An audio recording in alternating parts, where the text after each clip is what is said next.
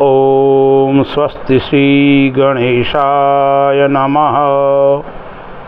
यस्य स्मरणमात्रेण जन्म संसार बंधनात् विमुच्यते नमस्तस्मै विष्णवे प्रभवेष्णवे।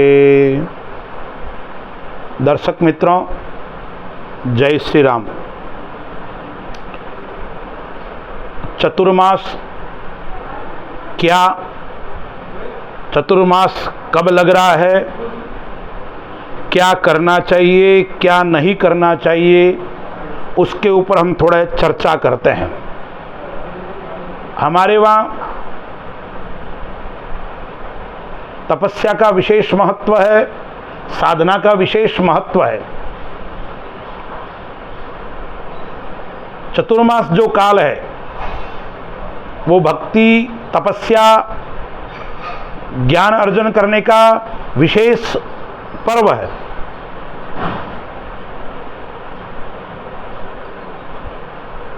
चतुर्मास में हमें क्या नहीं भी करना चाहिए, कौन से काम नहीं होता है, उसके ऊपर भी हम चर्चा करेंगे। हमारे वहां चतुर्मास प्रारंभ आषाढ़ शुक्ल पक्ष एकादशी, जिसको हम देवशयनी एकादशी कहते हैं, उसके दिन प्रारंभ होता है। और सन्यासियों का जो चतुर्मास है वो गुरु पूर्णिमा से प्रारंभ होता है। और देवोत्थनी एकादशी यानी देव प्रबोधिनी एकादशी है, तब तक 4 महीना यह रहता है। यानी भगवान विष्णु 4 महीने तक शयन करते हैं। और इस शयन काल के अंदर मांगलिक कार्य नहीं होते, विवाह है, सगाई है, गृह प्रवेश है, इस प्रकार के मांगलिक कार्य नहीं होते हैं। अब भगवान विष्णु शयन करते हैं तो इस पृथ्वी का पालन कौन करते हैं? तो शास्त्रों में बताया गया है भगवान शिव उस पृथ्वी का पालन करते हैं। इसलिए जैसे ही चातुर्मास प्रारंभ होता है, समाप्त होता है, तो श्रावण मास यानी शिव का महीना प्रारंभ हो जाता है। वस्तुतः शिव और विष्णु में भेद नहीं है।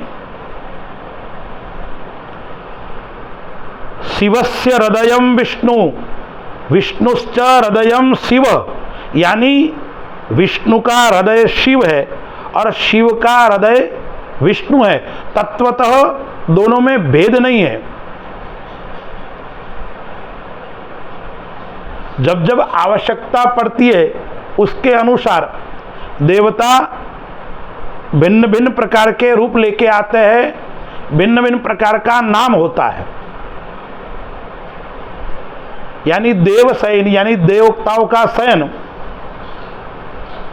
जब होता है तब चतुर्मास कहलाता है। 2024 के अंदर ये चतुर्मास कब है, कब प्रारंभ हो रहा है? तो 17 जुलाई आषाढ़ शुक्ल पक्ष एकादशी देवशयनी एकादशी के दिन प्रारंभ हो रहा है। कब तक रहेगा? कार्तिक शुक्ल एकादशी, देव प्रबोधिनी एकादशी, देव उत्थानी एकादशी 12 नवंबर 2024 तक। ये जो काल है 4 मास का, उसको कहते हैं चतुर्मास। चतुर्मास में क्या करना चाहिए? तो हम देखते हैं साधारणतया कि जितने भी संत होते हैं वो चतुर्मास एक स्थान पर बैठ के करते हैं। यानी भ्रमण समाप्त होकर साधना के लिए, तपस्या के लिए विशेष स्थान का चयन करके एकांत में रहकर समाज को भी ज्ञान देना और स्वयं की भी शक्ति बढ़ाना, स्वयं का भी उत्थान करना, स्वयं के लिए तपस्या करना, अनुष्ठान करना और समाज को ज्ञान देना, यह चतुर्मास के अंदर होता है। हमें चतुर्मास के अंदर क्या करना चाहिए? तो चतुर्मास के अंदर हम लोग निराहार रहकर व्रत भी करते हैं। कोई लोग संपूर्ण चतुर्मास व्रत करते हैं, विशेष धर्मशास्त्रों का अध्ययन भी करते हैं, क्योंकि हमें अध्ययन भी करना चाहिए और अनुष्ठान भी करना चाहिए और तपस्या भी करनी चाहिए, क्योंकि चतुर्मास के अंदर किया हुआ फल अनंत फल की प्राप्ति कराने वाला है। तो हमें क्या करना चाहिए? तो पहले चतुर्मास के अंदर विष्णु का प्रतिदिन पूजन करना चाहिए। यदि आपको पुरुषोक्त आता है तो प्रतिदिन पुरुषोक्त का पाठ करना चाहिए। हो सके तो आप विष्णु सहस्त्र का भी प्रतिदिन पाठ कीजिए, या आप ओम नमो भगवते वासुदेवाय इस महामंत्र का प्रतिदिन एक माला 5, 7, 11 जितनी हो सके उतनी उसका जाप कीजिए, तो आपको अनंत गुणा फल की प्राप्ति होगी। आहार व्यवहार में क्या ध्यान रखना चाहिए? अभक्ष्य वस्तु का भक्षण नहीं करना चाहिए। मांस, मदिरा, लहसुन, प्याज, गाजर यानी उस प्रकार की अभक्ष्य वस्तु का तो सेवन करना ही नहीं चाहिए। और क्या नहीं करना चाहिए? सात्विक भोजन करना चाहिए। राजसी और तामसी भोजन का त्याग करना चाहिए, क्योंकि राजसी और तामसी भोजन करोगे तो भक्ति में विघ्न आएगा, आलस आएगा, और भक्ति के अंदर आलस्य विघ्न डालता है। इसलिए हमें सात्विक और राजसी भोजन न कर, अगर सात्विक करना चाहिए, राजसी और तामसी भोजन का परित्याग करना चाहिए। एक समय आहार करते हो तो श्रेष्ठ फल की प्राप्ति होगी। जो व्यक्ति चतुर्मास के अंदर एक समय भोजन करता है वो धनी बनता है और धन धान्य से परिपूर्ण होता है।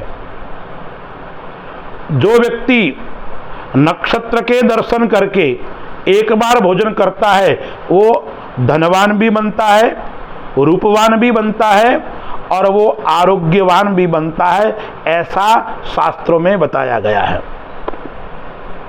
जो व्यक्ति 3 दिन तक उपवास करता है और चौथे दिन भोजन करता है, ऐसा संपूर्ण चतुर्मास करता है। 3 दिन उपवास, चौथे दिन भोजन, फिर 3 दिन उपवास, चौथे दिन भोजन, जो व्यक्ति करता है वो जन्म बंधन से यानी जन्म मृत्यु से चक्कर से मुक्त होकर सायुज्य मुक्ति को प्राप्त करता है। ऐसा भगवान ने ब्रह्म वैवर्तक पुराण में बताया है। जो व्यक्ति ब्रह्मचर्य का पालन करता है उसको भगवान नारायण के चरणों में वास मिलता है, यानी उसको वैकुंठ की प्राप्ति होती है। चतुर्मास के अंदर यदि वो नमक का यानी नमकीन वस्तु का त्याग करता है, सात्विक भोजन करता है, तो वो आरोग्यवान बनता है। जो व्यक्ति यज्ञ आदि करता है और विष्णु भगवान का पूजन करता है उसे सभी प्रकार के रोगों से मुक्ति मिलती है। और हमारे वहां मौन का भी विशेष महत्व है।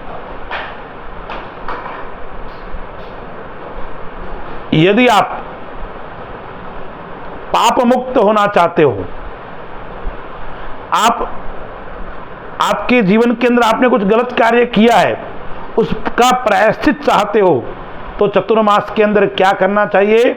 भगवान विष्णु के मंदिर की मौन रहकर 108 बार आप परिक्रमा करोगे तो सभी प्रकार के पापों से आप मुक्त होंगे। चाहे बड़े से बड़ा पाप भी क्यों ना हो, उससे आप मुक्त हो जाओगे। कौन सी वस्तु का आपको आहार लेना चाहिए, कौन सी वस्तु का आहार नहीं लेना चाहिए? तो चतुर्मास के अंदर पत्तेदार सब्जी का भोजन नहीं करना चाहिए। पालक है, मूली है, धनिया है, पुदीना है, उसका उपयोग नहीं करना चाहिए, क्योंकि उस समय पत्तेदार सब्जी के अंदर संक्रमण होता है, कीड़ जीव जंतु आदि होते हैं, तो उसका त्याग करना चाहिए। इसके अंदर 4 माह आते हैं, श्रावण, भाद्रपद, आश्विन और कार्तिक। तो श्रावण माह के अंदर दूध का उपयोग नहीं करना चाहिए, भाद्रपद मास के अंदर दही का उपयोग नहीं करना चाहिए, यानी सात्विक भोजन का आपको लेना चाहिए।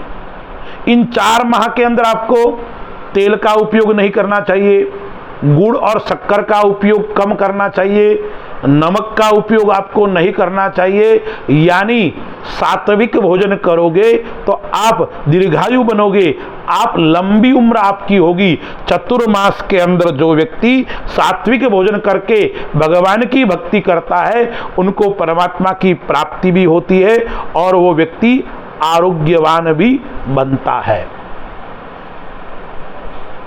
तो मैंने आपको बताया चतुर्मास के अंदर क्या करना चाहिए। श्रावण मास आता है, शिव का पूजन करना चाहिए।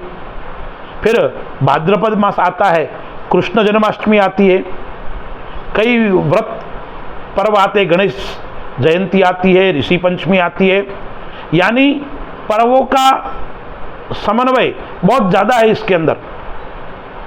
फिर आश्विन महीना आएगा, पितृपक्ष भी आएगा और शक्ति का पर्व नवरात्रि भी आएगी, दीपावली भी आएगी, धनतेरस भी आएगी, रूप चतुर्दशी भी आएगी, यानी पर्वों का समन्वय बहुत बड़ा है इसके अंदर। 4 माह के अंदर बहुत पर्व आते हैं, यानी शक्ति की उपासना के लिए, भक्ति की करने के लिए ये चतुर्मास श्रेष्ठ और उत्तम है। तो प्रत्येक व्यक्ति को चतुर्मास के अंदर नियमों का पालन करना चाहिए। सूर्योदय से पूर्व उठना चाहिए, सूर्य भगवान को जल अर्पण करना चाहिए, नित्य क्रिया से मुक्त होने के बाद आपको किसी विशेष ग्रंथ का अध्ययन भी करना चाहिए। आप भागवत महापुराण का अध्ययन कीजिए 4 माह तक, शिव महापुराण या अन्य किसी भी महापुराण का आप अध्ययन कीजिए, आपको विशेष फल की प्राप्ति होगी, क्योंकि शास्त्र में बताया है चतुर्मास में किया हुआ कर्म विशेष अनंत पुण्य फल की प्राप्ति कराने वाला है। इसलिए विशेष आप भगवान शिव का पूजन कीजिए, दान दक्षिणा आदि दीजिए और चतुर्मास समाप्त होने के पश्चात ब्राह्मण को बुलाकर ब्राह्मण का पूजन करके शय्यादान, वस्त्रदान और अन्नदान आपको करना चाहिए। अस्तु। जय श्री राम।